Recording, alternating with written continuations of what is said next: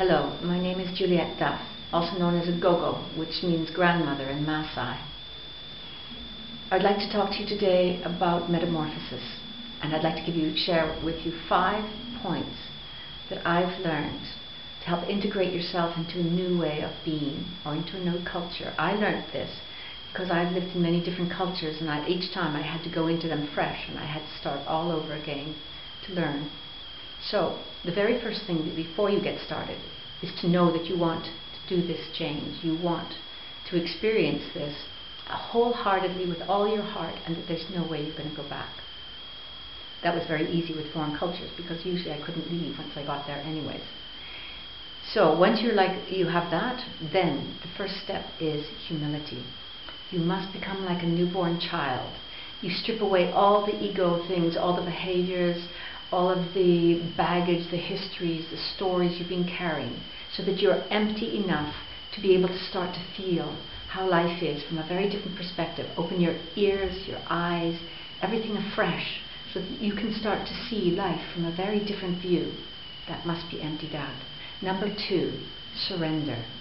You need to surrender to your highest, because your ego is in your local self, and that's all to do with the character and personality traits that you've picked up. This is to do with the universal being of humanity, this flow. And I'll give a quick example. My friend Mary and I, when we decided we wanted to paddle a dugout canoe, a kayuku, to the San Blas Islands, starting at the Colombian border up along the Panama coast, the East Panama coast. When we got there, we were very excited to start, but we were having a lot of difficulty trying to get a kayuku. Nobody wanted to sell one to us, and it just seemed many people thought it was too dangerous and they didn't feel comfortable. So after about a week of us trying to push our agenda and not getting anywhere, we decided, okay, well, maybe this isn't meant to be. Maybe we're bulldozing and we're out of harmony with things. So we decided, okay, we'll give it a time limit. We'll give it until tomorrow, which seemed at that point a miracle. If in 24 hours we do not have our boat, our kayuku and paddles and everything that we need to go for the price that we can afford, then we'll just open to the universe and say, okay, we don't know why we're here together at this time, but there must be another reason that we're here, and we'll let go completely of our agenda. Once we did that, we felt very lighthearted. And so we walked the rest of the way a few hours back into the village. We were in the rainforest. And when we got there, all the children and many of the villagers came to meet us and said, we've got the kayuku's come, and it's exactly what at the price you wanted. It's got the paddles, everything. So by dawn the next morning, we launched ourselves, and we were on our way up the coast, up to the San Blas Islands to spend time with the Kuna Indians. And that was a wonderful expedition. So surrender is the second one. Number 3 is vulnerability. It's something that we've been taught to avoid, that it's a weakness, but I've found it is my greatest strength.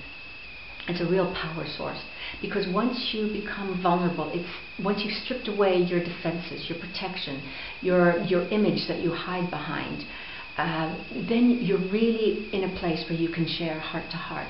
And interestingly enough, I've found that has usually triggered the people around me to do the same. They drop their pretenses, their protection methods, all the armor comes down, and it's a very safe place to be, because I've usually traveled by myself, and as a woman in quite remote areas, many people felt it was very dangerous. However, in my vulnerability, I found that I was always protected.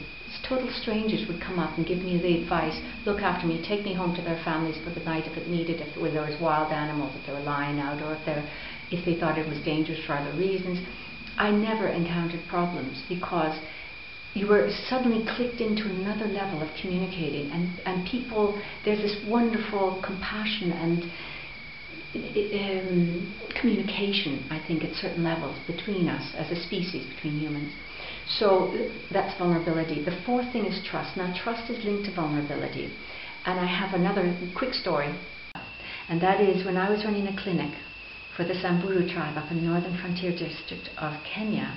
I used to do mobile clinics on the weekends by foot. I didn't have a vehicle there. And one weekend, or one Friday evening, some elders came from a village on the other side of the mountains, and they asked if I could go there because there'd been a lot of sick people and I needed to be there for the weekend. So we left after I closed the clinic at about dusk. And as we were walking up, it was very treacherous, but they knew that I loved rock climbing and I loved mountains and I loved challenges. So we had our medicines, my equipment on the back, and we were climbing up, and there were two elders in front of me and two below me. And it was beautiful, starlit evening, no moon, so it was very dark. So I was using my hands a lot to find the handholds as I went up. And then I suddenly remembered that there are puff adders there. I'd completely forgotten about that. Now, puff adders are very dangerous snakes, because not only are they very poisonous, they don't move away when they hear people coming. So they just stay there, and if you disturb them, they strike. And I suddenly stopped and said, "Oh, but don't we have lots of puff adders here?" And they said, "Yes, but it's not a problem." And I said, "Oh, why is that?" They said, "Don't you hear us singing? We're singing to Ngai, which is the gods, to ask for easy passage, that because we're going on a mission to help people, and it's a mercy mission, that we should be protected and that nothing will disturb us, no wild animals, and no harm will come to us, and you'll be delivered, you'll get back to your to Lysyrican safely again."